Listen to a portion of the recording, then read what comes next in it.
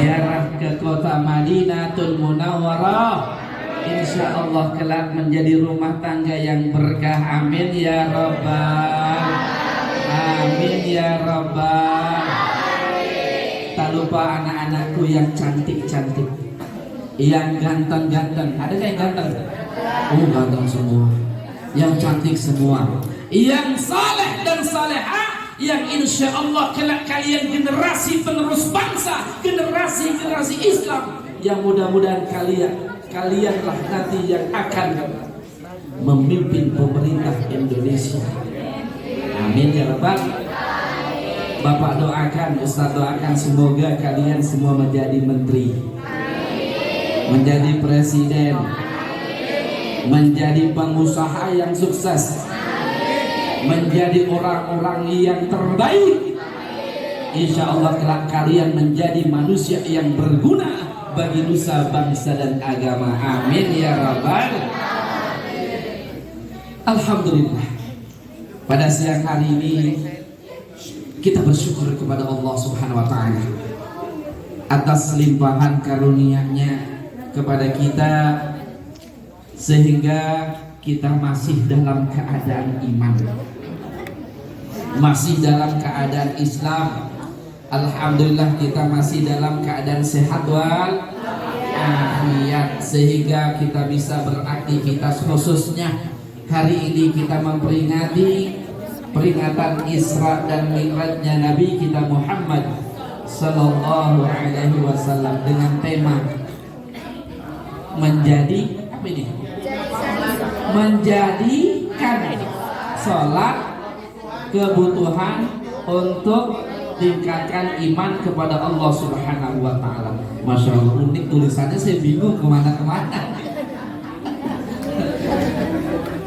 Mudah-mudahan tema ini dapat sasaran, ya, dapat saya sampaikan dengan sebaik-baiknya, insya Allah. Alhamdulillah, mudah-mudahan anak-anakku sekalian, Bapak Ibu guru, hadirnya kita di tempat ini, di tempat yang baik, dicatat oleh Allah sebagai amal-amal baik kita, dicatat oleh Allah sebagai amal soleh kita, dan kelak dikumpulkan kita bersama-sama di surganya Allah Subhanahu wa Ta'ala. Amin ya Rabbal alamin. Salawat dan salam tak lupa kita sanjungkan kepada junjungan kita Nabi besar Muhammad Sallallahu Alaihi Wasallam beserta keluarganya, para sahabat dan umatnya istiqamah. Mudah-mudahan kita termasuk umatnya yang istiqamah, yang selalu mendapatkan syafaatul uzma nanti di yaumil qiyamah. Amin ya Rabbal. Allahumma salli ala sayyidina Muhammadin fil qulubi wa dawaiha wa afiyati abadani wa sifaiha wa Allahumma salli ala sayyidina Muhammadin fil qulubi wa dawaiha wa afiyati abadani wa shifaiha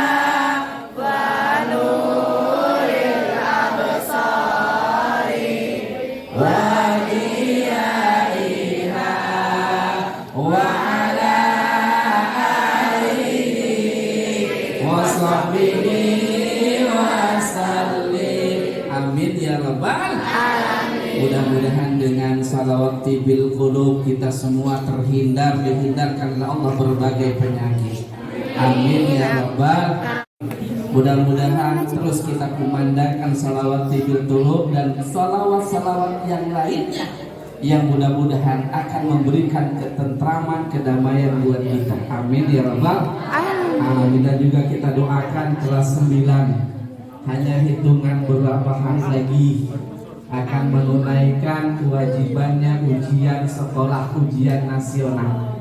Insya Allah. Mudah-mudahan mereka, teman-teman kita, kakak kelas kalian, anak-anak kita ini Allah berikan kemudahan, kelancaran, sehingga mendapatkan nilai hasil yang terbaik. Dan mudah-mudahan Allah mudahkan, lancarkan masuk ke SMP, ke SMA. Mereka yang inginkan dipermudah oleh Allah Subhanahu wa ta'ala. Amin ya rabbal alamin ya rabbal.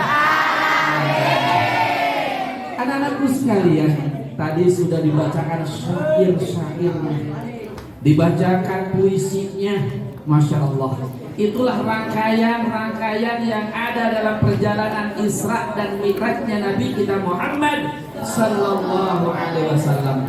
Yang pertama, anakku, yang pertama, Allah Subhanahu Wa Taala firmankan dalam surat Al-Isra, surat ayat pertama, betul? Hari ini kebetulan yang nyampai Ustaz Isra. Subhanalladzi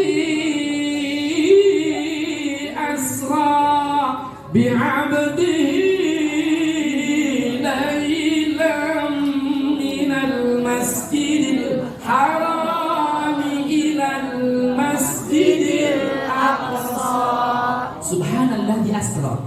Allah mulai ayat ini dengan subhana, maha suci Allah. Maha suci Allah. Artinya perjalanan Isra dan Mi'rajnya Nabi kita Muhammad SAW bukan keinginan Nabi, tetapi kemauan Allah Subhanahu wa ta'ala.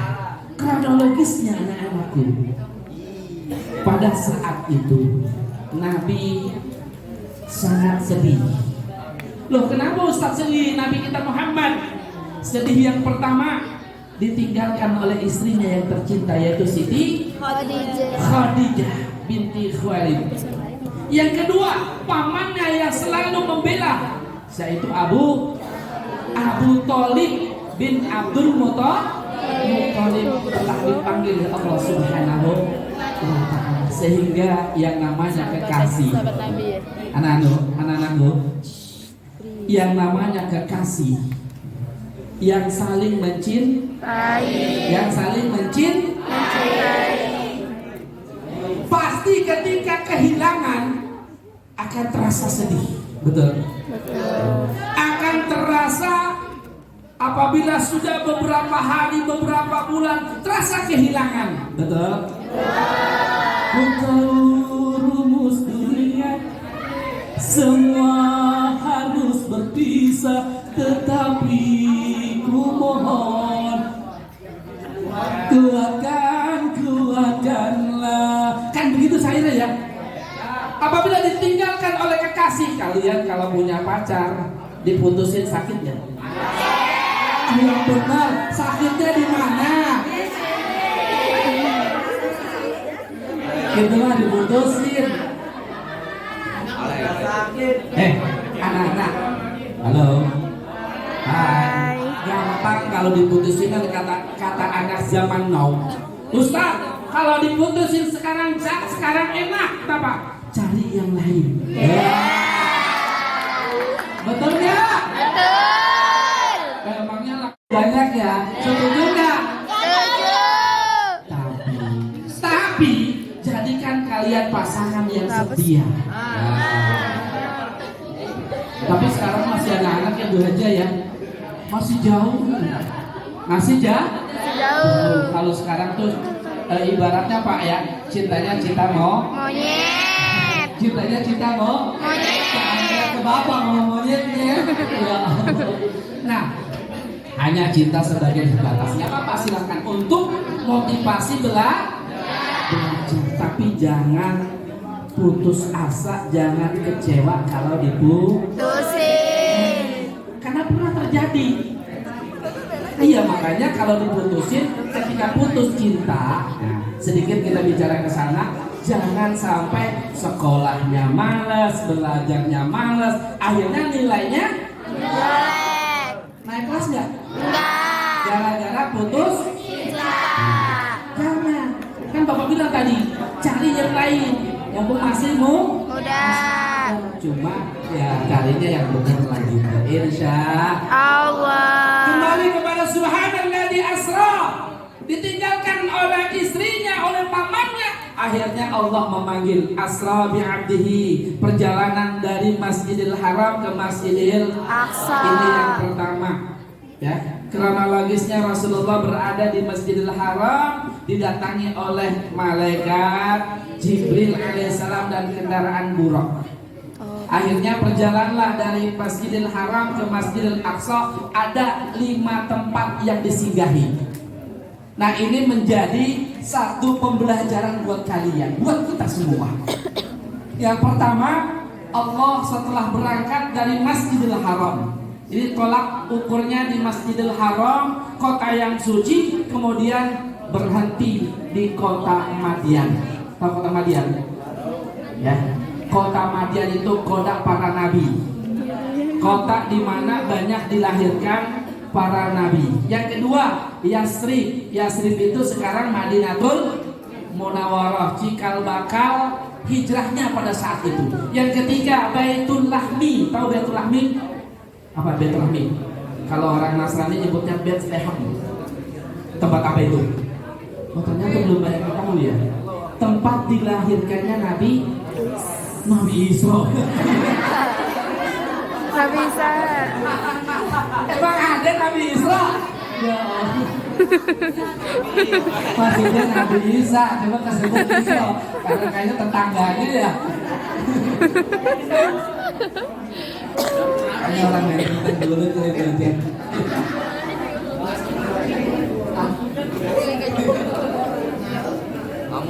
Jadi yang ketiga yaitu Baitul Lahmi, tempat dilahirkannya Nabi Isa. Kemudian yang keempat, Bukit Tur Sinai. Tempat apa itu Bukit Tur Sinai? Halo. Hai. Tempat apa Bukit Tur Sinai? Tempat Nabi Musa alaihissalam mendapatkan kitab Taurat, Injil. Ayo, kitab Taurat, dan Allah berbicara langsung dengan Nabi Musa. Wa kallama Allah Musa taklima. Ketika Nabi Musa alaihissalam mendapatkan kitab Taurat, lalu dia berkata, "Ya Allah, saya ingin bertemu langsung." Di situ ada dialog. Tapi kata Allah, belum saatnya. Ya, belum waktunya. Sina. Kemudian yang terakhir yaitu di Masjidil Aqsa. Coba ulangi, yang pertama di mana tadi? Satu, Madian. Dua, Yasrib. Tiga, Baitul Lahmi. Keempat, Bukit Tur Sinai. Kalau kalimatnya Masjidil Aqsa di Palestina. Nah, itu memang cikal bakal di mana Rasulullah mendapatkan perintah salat 5 tempat. Jadi Allah singgahi, ya Rasulullah singgahi. Kemudian anak-anakku setelah berada di Masjidil Aqsa, Rasulullah mau mi'raj. Ya, mau mi'raj, tapi dibelah dulu dadanya. Dibelah dadanya. Beda dengan si Anton dengan Siti. Ada Anton. Kata Anton, wahai Siti cintaku, kalau kau tak percaya belah dadaku. Wah, bukan begitu ya. Kalau Rasulullah dibelah dadanya, dibersihkan hatinya, ini yang kedua kali. Yang pertama kapan? Waktu Rasulullah berumur 5 tahun pada saat diasuh oleh Halimatus Sa'diyah. Ini sejarahnya nih ya, harus tahu kita. Nah, kedua kali dibelah dadanya, dibersihkan karena hendak akan berhadapan langsung dengan Allah, menghadap kepada Allah Subhanahu wa Ta'ala. Dibersihkan, setelah dibersihkan ditutup kembali. Itu ada namanya ilmu kedokterannya. Tapi kalau kedokteran ada bekasnya nggak? Ada. Kalau mesti jahit Ada. Kalau Rasulullah nggak ada, itu kuasa Allah, kebesaran Allah Subhanahu wa Ta'ala. Setelah dibersihkan hatinya anak-anakku, disediakan 2 minuman, yang satu susu, yang satu arak. Nah, kira-kira Rasulullah mau minum yang mana? Arak. Susu. Nah, ini susunya diceritakan. Arak mah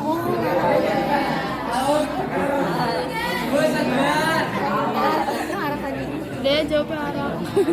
Kata Jibril, ya Muhammad, engkau betul sangat benar, cocok dan sesuai kau minum susu. Untung kau tidak minum air arak. Kalau kau minum air arak, umatmu semuanya pada mabok. Nauzubillah. Emang ada umat Islam yang nggak mabok? Ada ya. Awas tuh ya. Nah, yang mabok itu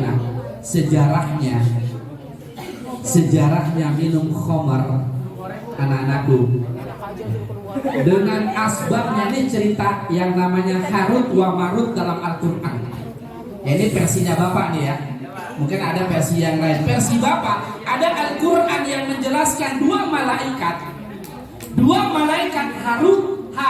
Harut dan Marut. Awalnya adalah malaikat. Dia mohon kepada Allah, ya Rob, jadikan kami ini manusia. Kenapa? Karena mereka melihat jadi manusia enak gitu, nikmat. Akhirnya diizinkan menjadi manusia. Jadi kena Harut wa Marut ini menjadi manusia. Hiduplah di bumi.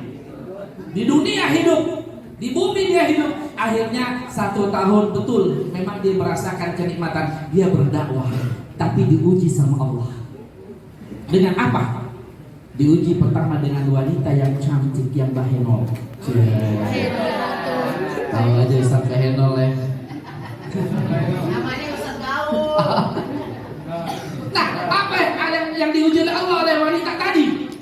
Wanita merayu menggodanya. Apa rayuannya? Ya pokoknya macam-macam deh. Nah, kemudian alhamdulillah dirayu oleh wanita yang cantik, yang jelita seperti Tamara bin Sidon. Kenal Tamara? Kalau sekarang siapa ya anak-anak? Yang perempuan cantik, Manovo ya? Abada Manovo. Mas Sofian udah tahu tuh. Ya pokoknya cantik deh. Tapi alhamdulillah 2 malaikat tadi tidak tergoda. Perempuan tadi ternyata selanjutnya dia datang lagi untuk menggoda bahwa dia sudah bawa bayi. Bayi.